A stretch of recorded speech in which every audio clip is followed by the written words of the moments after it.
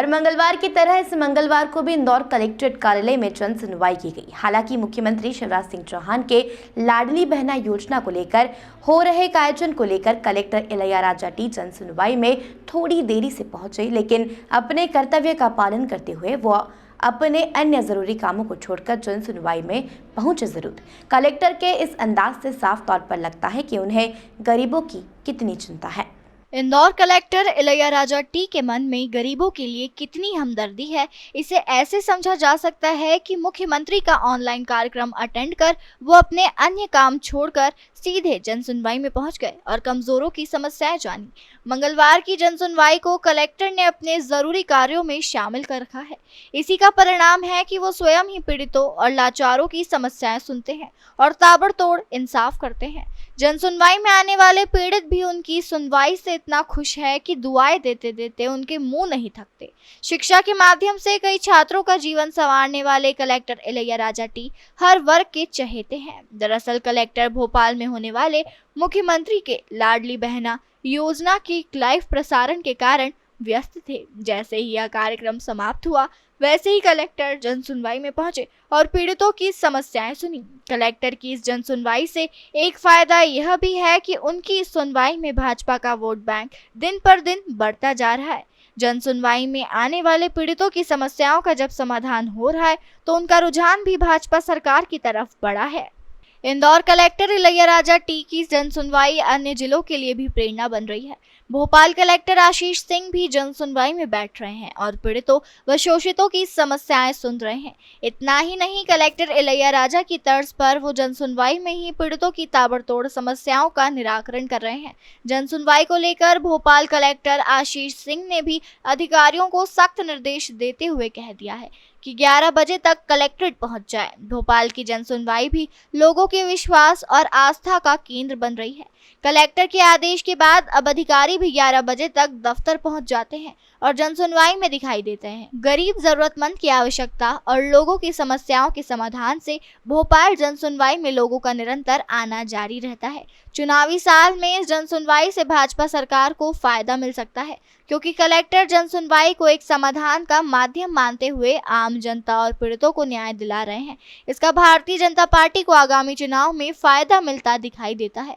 पहले अमूमन कलेक्टर जनसुनवाई में कम ही बैठते थे, लेकिन जब से इंदौर कलेक्टर की प्रेरणादायक जनसुनवाई का पता जिले के अन्य कलेक्टरों को लगा तो वो भी जनसुनवाई में अपना पूरा समय देने लगे। इसका फायदा यह हुआ कि जनसुनवाई का माहौल बदला सा लगने लगा और पीड़ितों की समस्याओं का तुरंत समाधान होने लगा। कलेक्टर इलैयाराजा और भोपाल कलेक्टर आशीष सिंह की जनसुनवाई से मध्य प्रदेश के सभी 51 जिलों के कलेक्टर प्रेरणा ले तो मध्य प्रदेश के सभी जिलों में समस्याओं से त्रस्त रहने वाले पीड़ितों की संख्या में कमी देखने को मिलेगी। इंदौर कलेक्टर कार्यालय पर स्कीम नंबर 71 में खुली शराब दुकान के विरोध में रहवासी संघ के द्वारा प्रदर्शन किया गया। उल्लेखनीय है कि उक्त शराब दुकान कांग्रेसी पार्षद होने के कारण बीजेपी के समर्थकों के द्वारा शराब दुकान का विरोध किया जा रहा है। कुछ समय पूर्व इसी दुकान का विरोध करने क्षेत्रीय पार्षद कमल किशोर लड्डा अपने समर्थकों के साथ प्रदर्शन करने आए थे। इसी दुकान पर कुछ समय पूर्व क्षेत्र क्रमांक 4 की विधायक मालिनी गौड़ भी धरना प्रदर्शन करने के लिए दुकान के समक्ष बैठी थी। आज इस दुकान का विरोध करवाने के लिए भाजपा समर्थक अल्पसंख्यक वर्ग के रहवासी संघ यहाँ आया और किया। सभी उस स्थान से दुकान को हटाने की मांग कर रहे थे। प्रदर्शनकारियों का कहना है कि वह स्कूल, हॉस्पिटल, बस स्टॉप, बच्चों के निकलने की जगह सब होने के कारण हम इसका विरोध कर रहे हैं। स्कीम नंबर 71 सेक्टर डी के अंदर एक शराब की दुकान स्थानांतरित हुई है, जो चड्डा परिवार की दुकान है और वो इलाका एक आवासीय इलाका है। टीएनसी के अंदर, आईडीए दोनों के अंदर वो आवासीय के तौर पर रजिस्टर्ड है। उसके बावजूद भी वहाँ पर दुकान स्थानांतरित की गई। सभी लोगों का विरोध इस बात का है कि चूँकि वो सर्विस रोड बहुत छोटा है और शराबी जो है अभी शुरुआत में जब हम पिछले मंगलवार के दिन सुनवाई में आए थे तो कलेक्टर साहब ने हमको आश्वस्त किया, लेकिन तो हम लोग आराम से बैठे हुए थे बेफिक्र होकर। लेकिन जब जनता ने वहाँ पर ये देखा कि वहाँ पर शराबी इधर से उधर गिर पड़ रहे हैं, ग्रीन बेल्ट के अंदर जाकर पड़े हुए हैं और हंगामा मचा रहे हैं, तो फिर सबके अंदर जन आक्रोश हुआ। आदरणीय कलेक्टर महोदय साहब के पास निवेदन करने के लिए आए कि कृपया उस दुकान को जल्दी बंद करवाया जाए, क्योंकि उसके यहाँ पे लगातार काम जारी है। हम लोगों ने एमपीवी के अंदर भी इस बात की आपत्ति ली थी कि मीटर न लगाया जाए। हमारे जो पार्षद महोदय वो भी हमारे साथ है, कमल लड्डा जी, उषा दीदी ठाकुर साहब मैडम जो कि पर्यटन मंत्री है, संस्कार मंत्री है, वो भी उन्होंने हमको सहयोग करा है। तमाम सभी लोगों का जन आक्रोश है, लेकिन उसके बावजूद भी वो शराब की दुकान वैसे कैसे बनी हुई है। और आबकारी विभाग के जो कई वहाँ पे लोग कर्मचारी जो वहाँ पे रहते हैं, अधिकारी टाइप जो दिख रहे हैं, पुलिसकर्मी जो दिख रहे हैं आबकारी विभाग के, उस दुकान से समस्या क्या है? क्योंकि जिस तरह से समस्या आप बता रहे हो वैसी समस्या करीब करीब हर दूसरी दुकान पर नजर आ रही है। सभी दूर रहवासी, कहाँ रहवासी नहीं है? देखिए चंदननगर में दुकान है, वहाँ देखिए दो बातें हैं, बहुत अच्छी आपने बात बोली। लेकिन चंदननगर की जो दुकान थी उसके सामने हाईवे रोड था, बड़ा रोड था, और उस जगह पे बड़ा रोड होने की वजह से उस जगह पर शराबी जो थे वो फुटपाथ पर और बाहर सड़क पर पड़े रहते थे। वहाँ पर लोगों को खतरा नहीं था, लेकिन यहाँ पर वो सुनसान रहवासी सर्विस रोड है, तो वहाँ से निकलने में तो बहन बेटियों को खतरा ये है कि अभी हम लोग हंगामा देख चुके हैं। वहीं पे बस स्कूल का बस स्टॉप है। आप क्या वहाँ आजू-बाजू रहते हैं? आप कहाँ रहते हैं? मैं वहीं पे रहता हूँ। हम सभी लोग वहीं के निवासी हैं। मैं रहवासी समिति का सचिव हूँ। ये मैम क्या जी जी। वहाँ पर 2 हॉस्पिटल है। हॉस्पिटल होने की वजह से एम्बुलेंस से गुजरना मुश्किल है। सिर्फ 95 मीटर के फासले पर तो हॉस्पिटल है, आस्था हॉस्पिटल। वहीं पर 3 स्कूल है, 3 स्कूल, और वहाँ पर 4 स्कूल के बस स्टाफ है। तो वहाँ पर बच्चियाँ किस तरह से जा पाएगी? क्या हमारे बच्चों के एजुकेशन को बर्बाद करना चाहते हैं?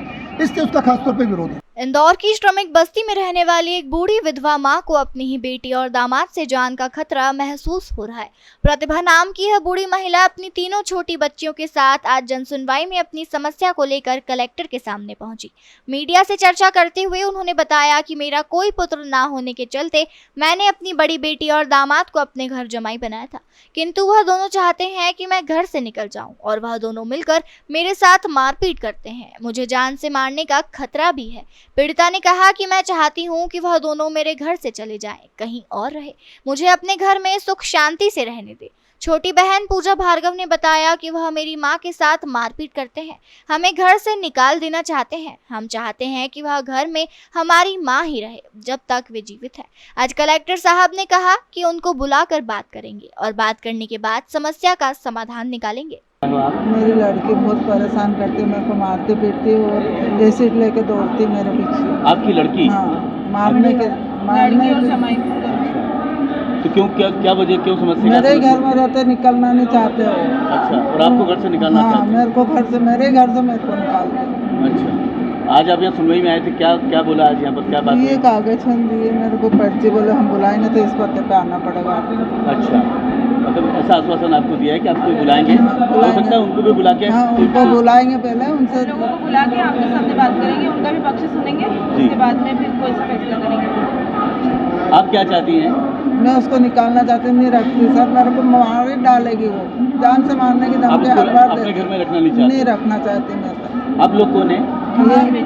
आप भी बेटियाँ हैं? हाँ। अच्छा, आप में तो कोई मेरे बहन को लेके आए हम लोग, वो बहुत परेशान करती है, इनको मारपीट करती है, इनके साथ में इनको रहने नहीं देती है, इनके पैसे वैसे मतलब निकाल लेती हैं। वो बड़ी है कि छोटी है? बड़ी है सबसे, और हाँ, और हम लोग छोटी बहनें हैं? हाँ, हम सब छोटे हैं। आज सभी लोग मिलकर बड़ी बहन की शिकायत करने हैं। हाँ। क्या समस्या उससे? वो इनको मारपीट करती है, इनके साथ में इनको रहने नहीं देती है, इनके पैसे वैसे निकाल लेती है, मतलब पूरे घर में रहना चाहती है वो, हम लोगों को भी आने नहीं देती है। हम लोग भी चाहते हैं मिलने, तो हमको भी मारपीट करती है। अभी देखिए ये मारा मेरे को ही। जबकि ये घर आपकी माताजी का? हाँ, मेरे मम्मी पापा का है ये घर। अच्छा। फिर भी हम लोगों को आने नहीं देना चाहती वो चाहती है कि पूरे घर पे मैं ही रहूं बस। तो उससे पूछा नहीं कि बाकी हम लोग कहाँ जाएंगे, क्या करेंगी माताजी, क्या करेंगी? वो सीधे मुंह बात ही नहीं करती ना, अनशन बोलती रहती है, गाली गलौज करेगी। क्या आपने जनसुनवाई के पहले भी कहीं शिकायत करी है? हाँ की है, पुलिस में रिपोर्ट वगैरह की है, पर कोई मतलब कुछ भी नहीं हुआ। इन लोगों ने बोला है कि मतलब ये एड्रेस दिया है उन लोगों ने, उन्होंने बोला है कि हम लोग उनको बुलाएंगे और उनको भी आमने सामने बिठा के उनका पक्ष भी सुनेंगे, फिर आगे कार्रवाई करते हैं जो भी है। आपको क्या लगता है कि समस्या का समाधान हो जाएगा? हाँ, मुझे लगता है कि हो जाएगा अब तो। इंदौर कलेक्टर जनसुनवाई में आज वार्ड क्रमांक 2 के पार्षद पति रफीक खान अपनी जन समस्याओं को लेकर एडीएम के समक्ष उपस्थित हुए। पार्षद पति रफीक खान ने मीडिया से चर्चा करते हुए बताया कि मुख्यमंत्री की महत्वाकांक्षी योजना संजीवनी क्लिनिक के लिए वार्ड क्रमांक 2 में भूमाफियाओं के द्वारा जगह जगह कब्जे कर लिए गए, इसलिए संजीवनी क्लिनिक के लिए कोई भी स्थान सुरक्षित नजर नहीं आता। आज हम कलेक्टर जनसुनवाई में आकर संजीवनी क्लिनिक के लिए जगह की मांग करने आए हैं, ताकि वार्ड की गरीब जनता को सस्ता इलाज उपलब्ध हो सके। रफीक खान ने बताया कि मेरे वार्ड में कोई भी राशन की दुकान नहीं है। मेरे वार्ड की गरीब जनता को राशन लेने के लिए दूसरे वार्डों में दूर दूर तक जाना पड़ता है, इसलिए मैं जिला प्रशासन से निवेदन करता हूं कि मेरे क्षेत्र में भी राशन की दुकान आवंटित की जाए। जी जनाब बताएं कि आज किस समस्या को लेके आए हैं। सुना था कि नए कलेक्टर साहब आए हैं तो वो जन सुनवाई में ही ज़्यादा अच्छी सुनवाई करते हैं। तो वार्ड में मैं पार्षद पति हूँ वार्ड क्रमांक 2 से, चंदन नगर से। मुख्यमंत्री शिवराज सिंह चौहान की एक आदेश है और एक इच्छा है कि हर वार्ड के अंदर संजीवनी क्लिनिक होना चाहिए। वार्ड क्रमांक 2 में अवैध कॉलोनाइजरों के द्वारा जगह जगह कब्जे कर लिए गए हैं, कहीं पर भी शासकीय भूमि खाली नहीं है। संजीवनी क्लिनिक बनाना है, स्कूल बनाना है, अस्पताल बनाना है और भी कोई शासकीय जो निर्माण नगर निगम से संजीवनी क्लिनिक के लिए टेंडर भी हो गया 22 लाख रुपए के ऊपर का, लेकिन उसके लिए भूमि नहीं मिल रही है। तो उसके लिए मैंने यहाँ मांग करी है और एडीएम बेड़ेकर साहब मिले हैं, कलेक्टर साहब से मुलाकात नहीं हो पाई है, लेकिन आज जनसुनवाई में मैंने लेटर दिया है कि वहाँ पर या तो वार्ड क्रमांक 2 में या उससे लगी हुई आसपास जो भी ज़मीनें हैं और उनमें से जो शासकीय भूमि हो उसको चिन्हित किया जाए और उसको संजीवनी क्लिनिक के लिए और शासकीय स्कूल बनाने के लिए जो नगर निगम से प्रस्तावित है उसके लिए जगह बताई जाए। दूसरी एक और मैंने मांग करी है कि पूरे वार्ड में कहीं भी एक भी राशन की दुकान नहीं है। महिलाओं को 3-3, 4-4 किलोमीटर दूर जाके और राशन लेना पड़ रहा है पूरे वार्ड क्रमांक 2 में, जबकि हर वार्ड में कहीं दूसरे वार्डों में कहीं 5 दुकानें हैं, कहीं 3 दुकानें हैं। तो उसके लिए भी पहले बहुत जब से हम पार्षद बने वापस से 8 महीने 9 महीने से हम लगातार उसकी मांग कर रहे हैं, अभी तक उस पर कोई ध्यान नहीं दिया गया। तो दोनों चीज़ों के लिए मैंने अभी यहाँ पर आवेदन दिया है। अब सुना है कि कलेक्टर साहब की जनसुनवाई में जो आता है उसकी सुनवाई बहुत अच्छी होती है। देखते हैं मेरे वार्ड की जनता के लिए अब यहाँ पर कैसी सुनवाई होती है और ये बहुत ज़रूरी काम जो है वो जनता के लिए होते हैं कि नहीं होते। रफीक खान, पार्षद पति, वार्ड क्रमांक 2, चंदन नगर। उनका देवी अहिल्या शंकर है ना सोसाइटी है अयोध्यापुरी का, उसका एक वरीयता सूची है ना मतलब बनने में हमारी ना कमेटी ना कर रही है। उस पर एक वरीयता सूची बनी हुई है, उसमें वापस है ना मिस्टेक्स पाए गए हैं। उसको हम लोग ने शोकास नोटिस भी इशू किए हैं, उसका वापस है ना सूची बन रही है। सोसाइटी का लोगों का मतलब है ना जल्दबाजी है कि मतलब जल्दी काम हो, बट एक्चुअली प्रोसेस में ना कितने टाइम लग सकता है उतना टाइम लगेगा। मतलब हमको है ना वरीयता सूची ना सही तरीके से बनना है बिना मिस्टेक का, मतलब उतना टाइम है ना लगने का है ना संभावना है। उनको है ना बता दिया गया है कि ना I think probably another 10 days के अंदर है ना सूची है ना फाइनल करेंगे। बट फिर भी ये स्कीम नंबर 171 के अंदर है, आईडीए का है। तो इनका ये भी समझाइश दी गई कि मतलब इंडिविजुअल डेवलपमेंट के लिए एप्लीकेशन आईडीए के पास जाना है। फिर आईडीए है ना हमको है ना मतलब प्रशासन के पास है ना कम्युनिकेट करेगा कि मतलब ये सही व्यक्ति है क्या, उसको फिर डीआर हमारी वरीयता सूची है उसके आधार पर है ना मतलब हम आईडीए को इन्फॉर्म करेंगे। इसके अलावा टोटल 13 समिति है उधर है, तो ये 2-3 समिति हैं। ये भी है ना बताया गया कि कोई भी समिति है ना अभी जाके बिकॉज समिति का कोई रोल है ना वहाँ नहीं रहा। समिति से हम सिर्फ रिकॉर्ड लेकर के मतलब है ना वरीयता सूची के आधार पर किन की पोजीशन होना चाहिए ये चीज़ों को हम लोग जांच करके रखने का है। सिंस अभी भी है ना ये स्कीम नंबर 171 आईडीए के अंदर ही है, तो इंडिविजुअल डेवलपमेंट के लिए ही है ना बोर्ड के माध्यम से एक निर्णय हुआ है, इसलिए समिति का वहाँ है ना कोई भी है ना गतिविधि है ना नहीं होना चाहिए।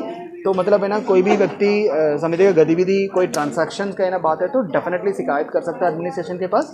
मैंने स्वयं भी बोला है कि डीआरसीएस का समिति को समक्ष में बुला करके सभी समिति को क्लियरली समझाइश दें। मतलब है ना उनकी आई थिंक फ़िलहाल की लिमिटेशन है ना वरीयता सूची को फाइनल करने के लिए एडमिनिस्ट्रेशन को मदद करने तक की है। रिमेनिंग चीज़ें डेवलपमेंट है ना वो अभी भी है ना आईडीए है ना करेगा, उसमें डेवलपमेंटल चार्जेस हैं वो भी है ना उनसे ना लिया जाएगा। मतलब इस प्रकार का लिए हैं। मुझे लग रहा है ये जल्दी ही हम लोग इसका लेंगे। इस प्रकार बहुत सारे समिति हैं क्योंकि एक साथ है ना काफ़ी सारा समिति की जांच भी हो रही है, बट फिर भी 10-15 डेज़ के अंदर है ना इसका रिजॉल्व कर कोई पर्टिकुलर है ना ट्रस्ट का है ना आई थिंक मध्य भारत है ना शासन के द्वारा लीज पे दिया गया ज़मीन पे किस पर्टिकुलर किसको दिया गया, किस पर्पज़ के लिए दिया गया है, उस पर्पज़ पे ना होते हुए ना मतलब और भी कमर्शियल एक्टिविटीज़ हो रही है और उस संस्था ना होते हुए दूसरे संस्था का गतिविधि है ना वहाँ है। प्लस है ना लीज डीड के बाद उन्होंने ना और भी संस्था को किराए पे है ना दे दिया था स्कूल्स वगैरह का। इसको मैंने ना जांच करने के लिए बोला है, जैसे जांच रिपोर्ट आ जाएगा फिर हम लोग ना करेंगे। आज 2 मई का लाडली है ना लक्ष्मी दिवस है। माननीय मुख्यमंत्री महोदय के निर्देश अनुसार है ना पूरी मध्य प्रदेश में और इंदौर ज़िले में भी है ना डिस्ट्रिक्ट लेवल पे और विधानसभा लेवल पे नगर पंचायत मुख्यालय जनपद मुख्यालय पे है ना आज मनाया जा रहा है। एंड इसमें जैसे कि आपने बताया कि 1.8 लाख लाडलियाँ है ना सर्वाधिक है ना मध्य प्रदेश में ना इंदौर ज़िले में है। ये बिल्कुल है ना खुशी की बात है। इसके माध्यम से काफ़ी लाभ है ना प्राप्त होती है।